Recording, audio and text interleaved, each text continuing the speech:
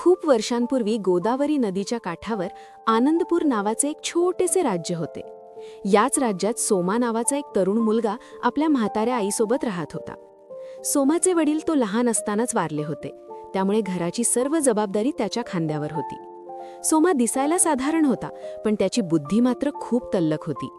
त्यांच्याकडे स्वतःची जमीन नव्हती. सोमा जंगलातून लाकडे तोडून आणायचा आणि बाजारात विकायचा. त्यातून जे काही थोडे पैसे मिळायचे त्यावर त्यांचे घर चालायचे. गरिबी इतकी होती की कधीकधी त्यांना एका वेळच्या जेवणावरच समाधान मानावे लागायचे. पण सोमा कधीच खचला नाही. तो नेहमी म्हणायचा, आई, कष्ट आणि बुद्धीची जोड असेल तर आपण नशिबालाही बदलू शकतो. त्या काळात आनंदपूरचा राजा प्रतापसिंह हा खूप न्यायप्रिय पण तितकाच कडक शिस्तीचा होता. एकदा राजाच्या मनात विचार आला की आपल्या राज्यातील सर्वात बुद्धिमान माणूस कोण आहे हे तपासावे. राजाने संपूर्ण राज्यात दवंडी पिटवली. जो कोणी माणूस माझ्या एका प्रश्नाचे समाधानकारक उत्तर देईल आणि एका कठीण समस्येचे निराकरण करेल, त्याला मी राज्याचा अर्धा भाग आणि 1000 सोन्याच्या मोहरा बक्षीस म्हणून देईन. पण जर तो अपयशी ठरला तर त्याला जन्मठेपेची शिक्षा होईल. शिक्षा ऐकून मोठमोठे पंडित आणि विद्वान सुद्धा घाबरले. कुणाचीही हिंमत होईना पुढे येण्याची. पण सोमाच्या आईची तब्येत बिघडली होती आणि तिच्या उपचारासाठी त्याला पैशांची नितांत गरज होती. सोमाने ठरवले की तो ही जोखीम पत्करणार. सोमा राजदरबारात पोहोचला. त्याला पाहून दरबारातील श्रीमंत लोक हसू लागले. हा लाकूडतोड्या राजाच्या प्रश्नांचे उत्तर देणार, अशी कुजबूज सुरू झाली. राजा प्रतापसिंह म्हणाले, सोमा, तुला अटी माहीत आहेत ना? सोमा नम्रपणे म्हणाला, हो महाराज, मला खात्री आहे की मी तुमच्या प्रश्नाचे उत्तर देऊ शकेन. राजाचा पहिला प्रश्न होता, जगातील सर्वात वेगवान गोष्ट कोणती? एका पंडिताने उत्तर दिले, वारा. दुसऱ्याने म्हटले, प्रकाश. पण सोमा हसून म्हणाला, महाराज, जगातील सर्वात वेगवान गोष्ट म्हणजे माणसाचे मन. वारा किंवा प्रकाश यांना एका ठिकाणाहून दुसऱ्या ठिकाणी जायला वेळ लागतो, पण मन एका क्षणात विश्वाच्या कोणत्याही कोपऱ्यात पोहोचू शकते. राजाला हे उत्तर खूप आवडले, पण खरी परीक्षा अजून बाकी होती. राजाने सोमाला राजवाड्याच्या मागे असलेल्या एका मोठ्या कोरड्या तलावापाशी नेले. राजा म्हणाला, हा तलाव गेली 5 वर्षे कोरडा आहे. याच्या जमिनीत भेगा पडल्या आहेत. तुला 3 दिवसांच्या आत या तलावात पाणी आणायचे आहे.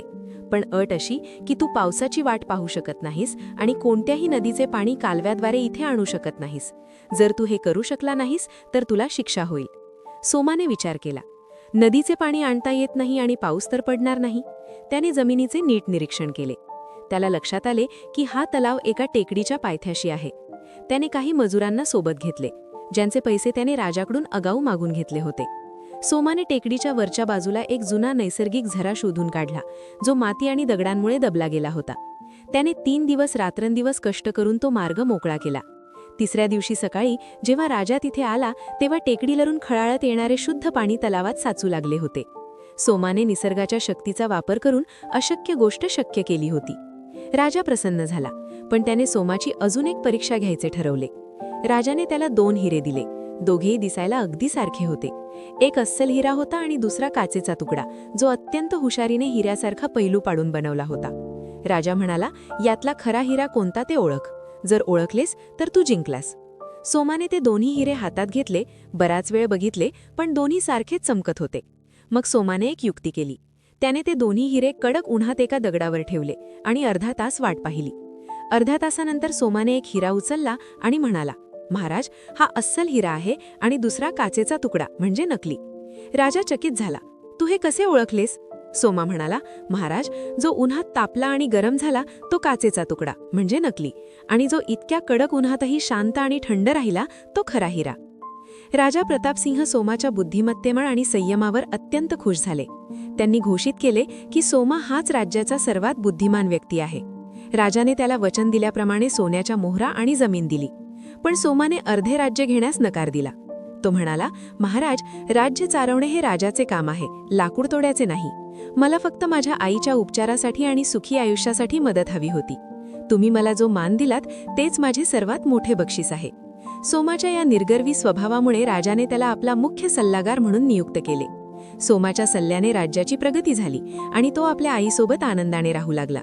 या कथेचे बोध: कठीण प्रसंगात घाबरून न जाता डोके शांत ठेवून विचार केला तर प्रत्येक समस्येवर तोडगा निघतो. खऱ्या हिऱ्याप्रमाणे, खऱ्या माणसाप्रमाणे संकटाच्या काळात जो आपला शांतपणा सोडत नाही तोच श्रेष्ठ ठरतो. यश मिळाल्यावरही पाय जमिनीवर असणे हाच माणसाचा सर्वात मोठा गुण आहे.